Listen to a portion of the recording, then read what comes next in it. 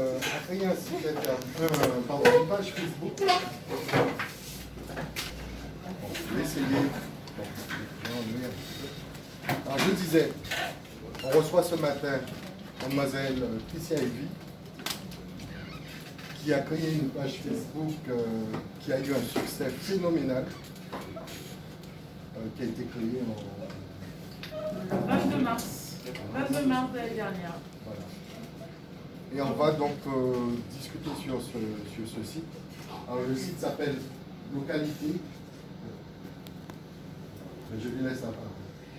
Bonjour à tous.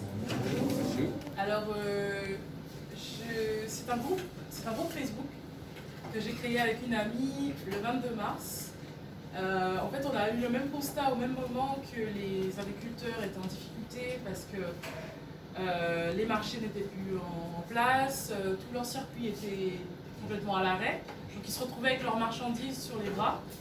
Et de l'autre côté, on constatait que les gens voulaient acheter local, mais qu'ils n'avaient plus leur petit marché où ils pouvaient aller habituellement.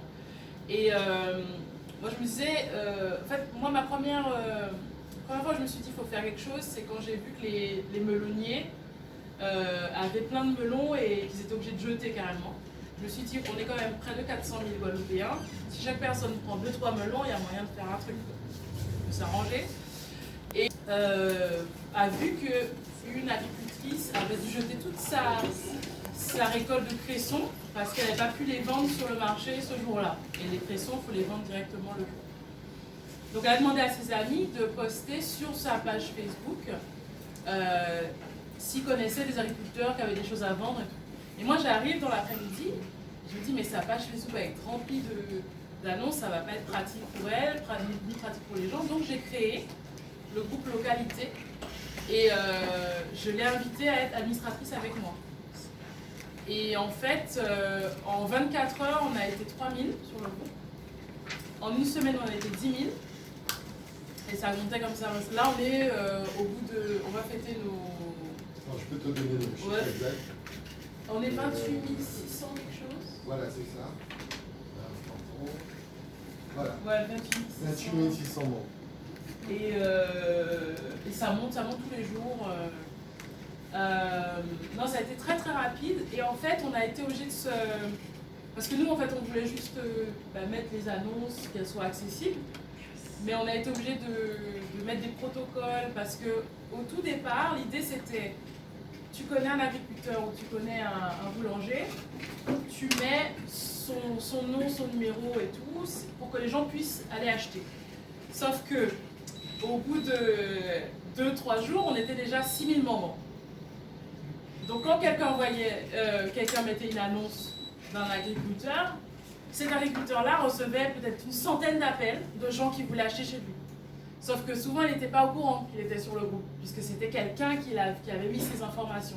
Donc on a été obligé de stopper ça et de dire maintenant c'est les agriculteurs, c'est les acteurs locaux eux-mêmes qui doivent mettre sur le groupe.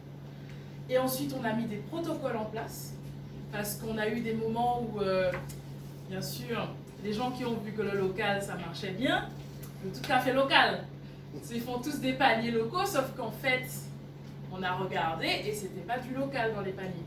C'était des fois le truc qu'ils achetaient, genre le Rungis ou un Carrefour et qui faisait passer pour du local. Et des paniers qui augmentaient au fur et à mesure, des prix qui augmentaient. Donc l'avantage de notre groupe, c'est qu'on a tout de suite demandé aux gens qui achetaient de faire des témoignages sur ce qu'ils avaient acheté. Donc on a tout de suite eu des retours. Donc quand ça se passait mal, on pouvait retirer l'acteur si on savait qu'il était, qu'il essayait de gruger les gens, tout ça. Et de l'autre côté, comme c'est pas notre domaine, ni à moi je suis chanteuse professionnelle, donc on a des gens qui sont dans le milieu et qui nous renseignent et qui nous donnent des conseils et tout. Donc j'ai mis en place des protocoles. Je sais pas si tu les as eus, si tu les as vus. T'es pas sur tu peux pas aller sur internet, non? Non, moi qui se branche sur une machine. Ouais, c'est pas grave. Mais en fait, on a mis des protocoles en place pour un peu filtrer, pour pas qu'il y ait... Moi j'ai un petit côté maniaque, donc j'aime bien que les choses soient bien carrées. Je me suis révélée un peu maniaque sur ce groupe-là. Donc il y ait toutes les infos, même si ça n'empêche que les gens posent des questions quand même. Tout est marqué là, il n'y a aucun posé question. Mais c'est où? C'est là, madame. On a un exemple si tu veux. La journée. Oui, alors ça c'est bien parce que ça c'est moi qui le fais. Parce que alors Harry, ça c'est un très très bel exemple. Harry, c'est un monsieur que j'ai vu, alors parce que j'étais retournée, moi j'habite en France de base, et j'étais retournée à Paris pour un concert en septembre, et je vois sur Guadeloupe Première ce monsieur Harry Labuty qui a un reportage et il dit qu'il fait des bâtiments, il va pêcher des bâtiments, et que d'habitude il travaille avec les restaurateurs, mais que là, les restaurateurs n'achètent plus beaucoup chez lui, puisqu'il y a c'est un maximum de 6 personnes sur les trucs, enfin ça a réduit. Il y a beaucoup moins de demandes, mais pour le coup, il a toujours les mêmes taxes et toujours le même URSSAF et toujours les trucs à payer. Donc je me suis dit, mais lui, et je vois qu'à la fin du reportage de Première, ils disent pas où, comment le joindre, quoi que ce soit. Et je me dis, nous localité, c'est vraiment le but, c'est ça, c'est d'aider les gens comme lui, qui ont des choses à vendre, de choses de qualité en plus. Donc j'ai envoyé un message sur le groupe en disant localité c'est ça, notre but c'est d'aider les gens, est-ce que ça vous dirait de soutenir ce monsieur? Et s'il y a quelqu'un, je vais faire mon enquête, mais s'il y a quelqu'un qui le connaît, envoyez-moi ses coordonnées. Et là j'ai sa cousine qui m'a envoyé ses coordonnées. Je suis arrivée le lundi en Guadeloupe, je l'ai contacté directement et on a fait une annonce pour le mardi. Donc il a vendu à l'Oricisque ses bâtiments. Il y a eu 7 personnes qui sont venues. Il avait à peu près 26 kilos, il en a vendu 16.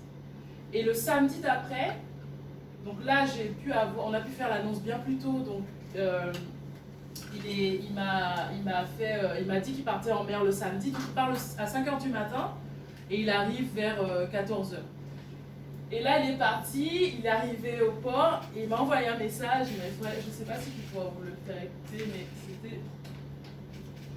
c'était super beau. En fait, il me dit qu'il est arrivé, il y avait plein de monde, il y avait une trentaine de personnes.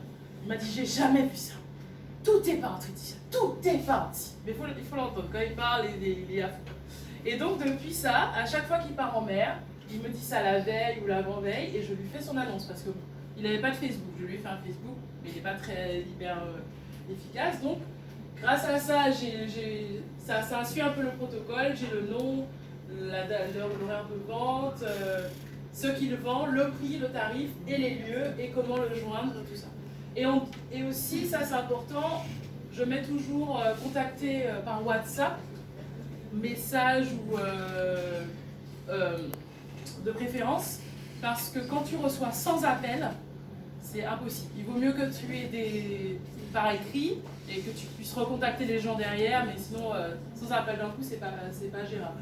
Donc on privilégie les messages WhatsApp et tout.